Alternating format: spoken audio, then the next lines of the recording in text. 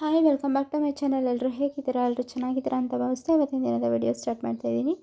ಇವತ್ತು ಬಂದು ಗೌರ್ಮೆಂಟ್ ಹಾಸ್ಪಿಟ್ಲಿಗೆ ತೋರಿಸಿದ್ದೆ ಅಂತ ಹೇಳಿದ್ನಲ್ವಾ, ಒಂದು ಸಲ ಪ್ರೈವೇಟ್ ಹಾಸ್ಪಿಟ್ಲಿಗೂ ತೋರಿಸೋಣ, ಕಡಿಮೆನೇ ಆಗ್ತಾಯಿಲ್ಲ ಅಂತೇಳ್ಬಿಟ್ಟು ಇವತ್ತು ಪ್ರೈವೇಟ್ ಹಾಸ್ಪಿಟ್ಲಿಗೆ ಹೋಗ್ತಾಯಿದ್ದೀವಿ.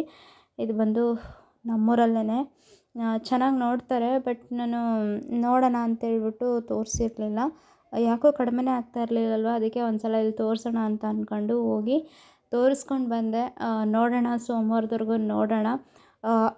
ಅಷ್ಟಕ್ಕೂ ಚೆನ್ನಾಗಾಗಿಲ್ಲ ಅಂತಂದರೆ ಒಂದು ಸಲ ಸ್ಕ್ಯಾನ್ ಮಾಡ್ಸೋಕ್ಕೆ ಹೇಳ್ತೀವಿ ಅಂತ ಹೇಳಿಬಿಟ್ಟು ಸ್ವಲ್ಪ ಟ್ಯಾಬ್ಲೆಟ್ಸ್ನ ಕೊಟ್ಟಿದ್ದಾರೆ.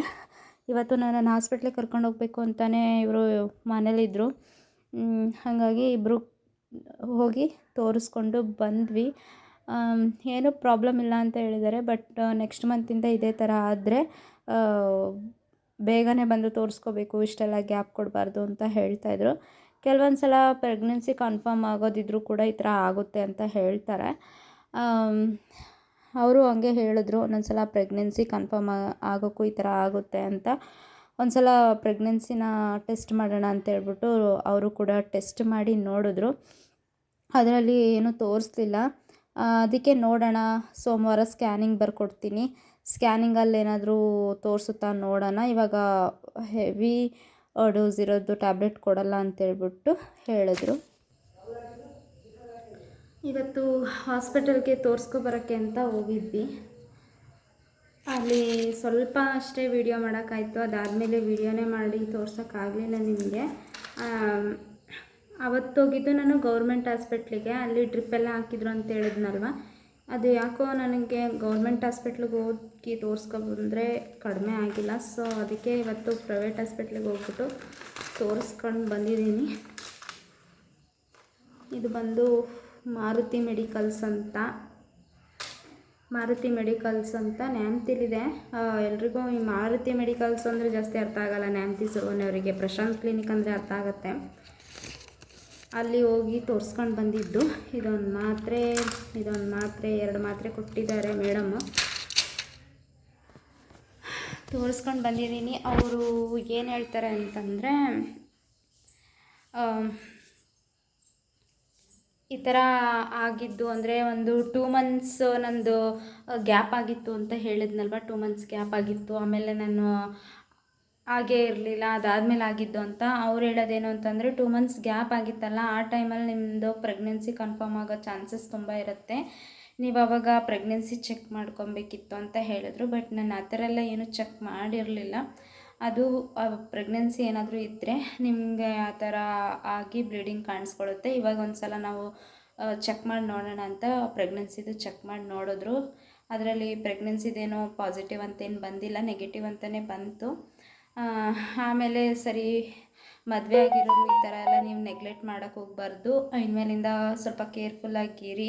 ಅಕಸ್ಮಾತಾಗಿ ಒಂದು ತಿಂಗಳು ಮೇಲೆ 1.5 ತಿಂಗಳು ಆ ಥರ ಆಗಿಲ್ಲ ಅಂತಂದರೆ ಆದಷ್ಟು ನೆಗ್ಲೆಕ್ಟ್ ಮಾಡೋಕ್ಕೆ ಹೋಗಬೇಡಿ, ಮತ್ತು ಬಂದು ತೋರಿಸ್ಕೊಳ್ಳಿ ಅಂತ ಹೇಳಿ ಟ್ಯಾಬ್ಲೆಟ್ಸ್ ಎಲ್ಲ ಕೊಟ್ಟರು. ಆಮೇಲೆ ನನಗೆ ಈ ಪ್ರೈವೇಟ್ ಹಾಸ್ಪಿಟ್ಲು ಮಾತ್ರೆಗಳು ತಗೊಂಡ್ರೆ ಸ್ವಲ್ಪ ಅಲರ್ಜಿ ಆಗುತ್ತೆ, ಅಂದರೆ ಮೈಯೆಲ್ಲ ಕಟ್ತಾ ಬಂದು ತಲೆ ಸುತ್ತು ಥರ ಬರುತ್ತೆ. ಅದನ್ನು ಹೇಳಿದ್ದಕ್ಕೆ ಅವರು ಎಲ್ಲ ಮಾತ್ರೆಗೂ ಆ ಥರ ಆಗೋಲ್ಲ, ಯಾವುದೋ ಒಂದು ಮಾತ್ರೆಗೆ ಆಗುತ್ತೆ ಅಂತ ಹೇಳ್ತಾರೆ. ಬಟ್ ನಂಗೆ ಎಲ್ಲ ಮಾತ್ರೆಗೂ ಆಗುತ್ತೆ, ಯಾಕೆ ಅಂತ ಗೊತ್ತಿಲ್ಲ. ಅದನ್ನು ಹೇಳಿದ್ದಕ್ಕೆ ಒಂದು ಅಲರ್ಜಿ ಮಾತ್ರೆ ಕೊಟ್ಟು ಕಳಿಸಿದ್ದಾರೆ. ಅದೆಲ್ಲ ಅಲ್ಲಿ ಮುಗಿಸ್ಕೊಂಡು ಬಂದಾದಮೇಲೆ ಮನೇಲಿ ಸ್ವಲ್ಪ ರೇಷನ್ ಇರಲಿಲ್ಲ.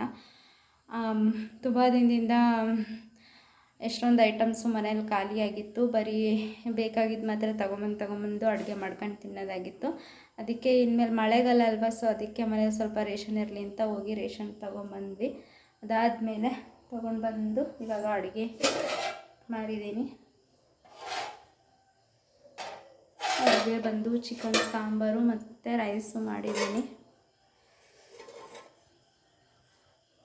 ಚಿಕನ್ ಸಾಂಬಾರು ರೈಸು ಮಾಡಿದ್ದೀನಿ. ಇವಾಗ ಅದನ್ನು ಊಟ ಮಾಡಿ ಮಲ್ಕೊಳ್ಳೋದು.